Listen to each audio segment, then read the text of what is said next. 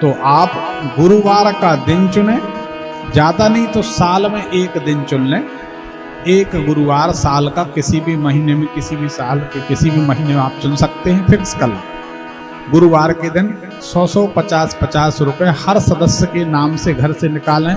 ये बेटा का, बहू का, पत्नी का, पति का, जिनका जो भी सदस्य हैं सबके नाम का एक 150 का नोट लें जो भी है, और सारा का सारा पैसा किसी अस्पताल में किसी गरीब, निर्धन, कमजोर व्यक्तियों के उपचार के लिए दान कर दें। ऐसा करेंगे आप देखेंगे आपके घर की समस्या खत्म, बीमारियां खत्म होने लगेंगी। अनुभव की बात। कोटि कोटि दंडवत प्रणाम। मैं आगरा से आपके पास, मुझे याद नहीं है मैं कहाँ आया था। दुर्ग में आए थे आप। ऊपर खाटू श्याम जी का मंदिर था, नीचे हॉल में। दुर्ग वहाँ नहीं, बिलासपुर ठीक है। वहाँ मुझे आती बार ट्रेन भी बड़ी मुश्किल से मिली थी, और मैं वहाँ आपने मुझे एक बात कही थी, मैंने कहा था 11 करोड़ का राधा रानी का मंदिर बनवाने के लिए हमने जगह चुन ली है, जहाँ हमारा आश्रम भी है, विकलांग बच्चों को रखते हैं जी, और उसके लिए चंदा भी आ रहा है जी। आपने उस समय हमें साफ ये कह दिया था कि ये मंदिर मुझे बनता दिखाई नहीं दे जी। मैंने फिर भी अपनी आंखों पे पट्टी बांध ली और ये सोच लिया कि चंदा तो आ ही रहा है, ज्योतिषियों ने कह दिया कोई बात नहीं। लेकिन आज वो 1 करोड़ रुपया लगने के बाद मंदिर बंद हो गया, और आपने हॉस्पिटल के लिए कहा था, हॉस्पिटल दिखाई दे रहा है। आज वो हॉस्पिटल बन के तैयार हो गया है। आपका आशीर्वाद लेने आया हूँ और जल्दी जबलपुर आना चाहता हूँ। हॉस्पिटल में बेड आ गए हैं, आईसीयू बन गया है। जिन्होंने 1 करोड़ रुपया हॉल बनाने में लगाया था, उन्होंने ही 15 लाख रुपए लगा के उस हॉस्पिटल को तैयार किया। बेड आ गए, पंखे आ गए, डॉक्टरों का इंतजाम हो गया। लेकिन इच्छा थी कि आपका आशीर्वाद हो जाए, तो आपका चरण छू के आशीर्वाद ले जाऊं और फिर जबलपुर आ जाऊं, और हॉस्पिटल अनाथों के लिए फ्री ऑफ कॉस्ट ये चालू करता। देखिए, जब आपने इतनी बड़ी बात कही थी तो हमें याद है कि शायद 108 फुट की राधा रानी की मूर्ति, ऐसी कुछ बात हुई थी। जी बिल्कुल, हमारी याद, जहाँ तक याददाश्त बहुत अच्छी है भगवान की कृपा से, तो ये बात हुई थी।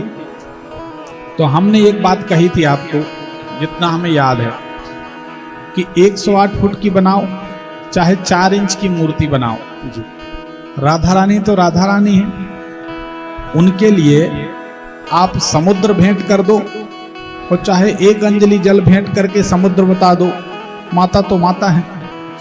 उनके लिए प्रेम की जरूरत है। जो जरूरत अपने को अस्पताल की है, और जो हमें दिख रही थी कि अस्पताल बन सकती है, और हमको मंदिर बनता नहीं दिखा तो हमने मना कर दिया जी। तो मंदिर बहुत हैं, उन्हीं मंदिरों में भजन किया जा सकता। और वास्तव में हमारी जहाँ तक समझ है, ये मंदिर अंदर की लड़ाई, ये तो लड़ाई लड़ने के लिए माध्यम है। ये बताओ, हमें बता दे कोई कि किसी मंदिर में भगवान बंद है। अरे मंदिर बनाया किसने? आपने और हमने। ईंट और पत्थर का महल होता है, उसको ऊपर से गोल कर दो सो मंदिर बन गया जी, उसमें भगवान बैठ गए। हमारी आपकी आस्था जुड़ गई, बैठने लगे। और सही मायने में मंदिर और ये जमाने की लड़ाइयों में जितने विवाद बढ़े हैं आज तक, इन सब में किसी का भला तो हुआ नहीं समाज का। मंदिर तो हृदय के अंदर होना चाहिए, और अपने अपने घर में सब मंदिर रखते हैं। प्रेम से पुकारो तो वही भगवान घर आ जाएंगे। तो आप करिए, कोई दिक्कत नहीं। हमारी शुभकामनाएं तो हैं। हम तो पहले ही आशीर्वाद, तो आप बुजुर्ग हैं, आपको आशीर्वाद देना हमें शोभा नहीं देता। नहीं, लेकिन आप देखिए, मैं तो एक व्यापारी था, मेरी पत्नी मेंटल हो गई थी, उसकी वजह से मैंने ये लिया। बाकी मैंने कोई जाप नहीं किया, कोई कुछ नहीं किया। मैं आपको अपने से बड़ा मान के आपके चरणों में वंदना करता हूँ, नमन करता हूँ। और आशीर्वाद दीजिए, ये जो बच्चे बाजार में घूम रहे हैं, 1-1 साल के कपड़े पहने हुए, दाढ़ियां लंबी करे हुए, उनको मैं वहां ला सकूं और उनका इलाज करा सकूं, ऐसा मैं आपसे निवेदन करके आशीर्वाद लेना चाहता हूँ। देखिए, परमात्मा ने जिस काम के लिए आपको चुना है, वह काम आप करेंगे, ठीक है ना। तो ये सब भगवान ने अलग अलग निमित्त बना दिए, माध्यम बना दिए। भगवान की अनंत भुजाएं, कोई कुछ कर रहा, कोई कुछ कर रहा, जिसकी जैसे दाल रोटी लिखी है तो ठीक है। परंतु रही बात बड़ों को आशीर्वाद देने में, हम इसलिए बचते हैं।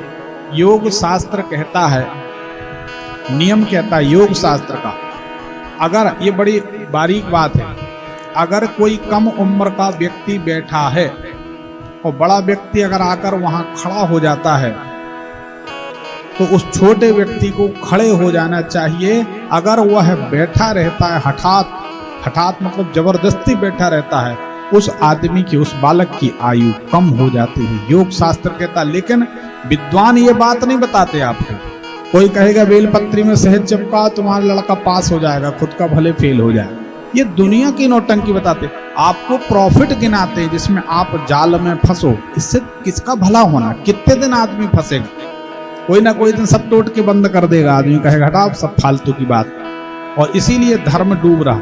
जब काम नहीं होंगे, लोगों का भरोसा टूटेगा, तो लोग भगवान से भी दूर होंगे, ये बात नहीं, पंडितों से दूर होंगे, ज्योतिष से दूर होंगे, वेद पुराण से दूर होंगे, और उसके बाद अराजकता आएगी समाज में।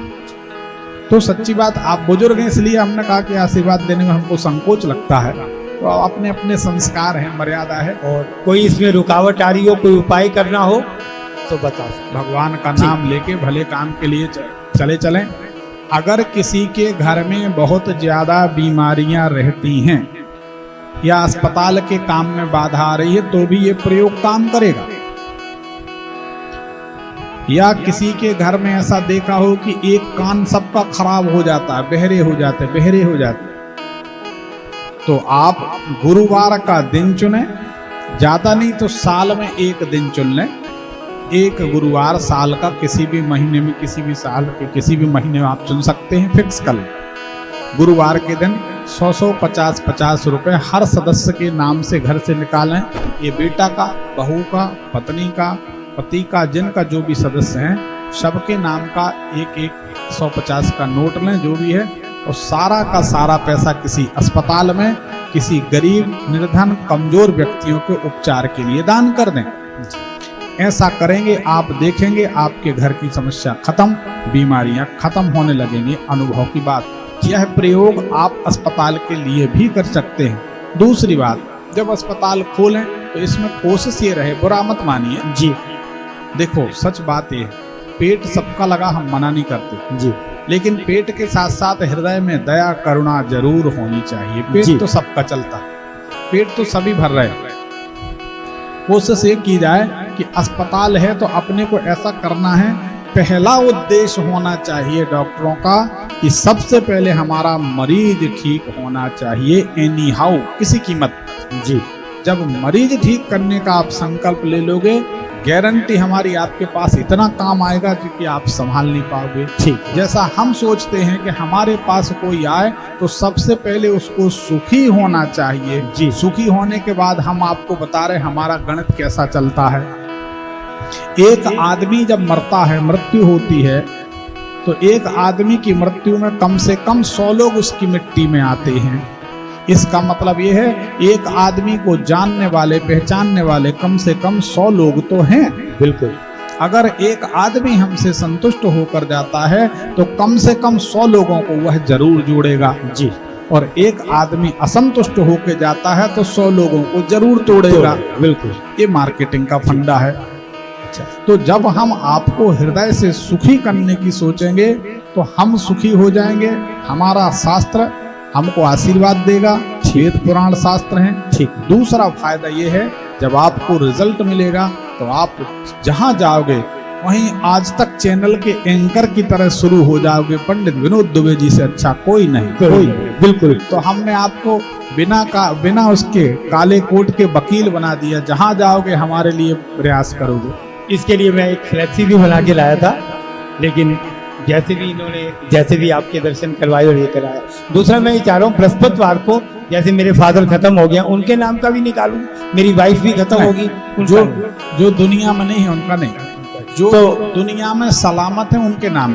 जैसे मेरी माता जी है 96 साल की, उससे क्या मतलब है तो ना। हाँ, और मेरी मतलब बेटी है, उसका भी निकाल सकता हूँ। बिल्कुल निकाल।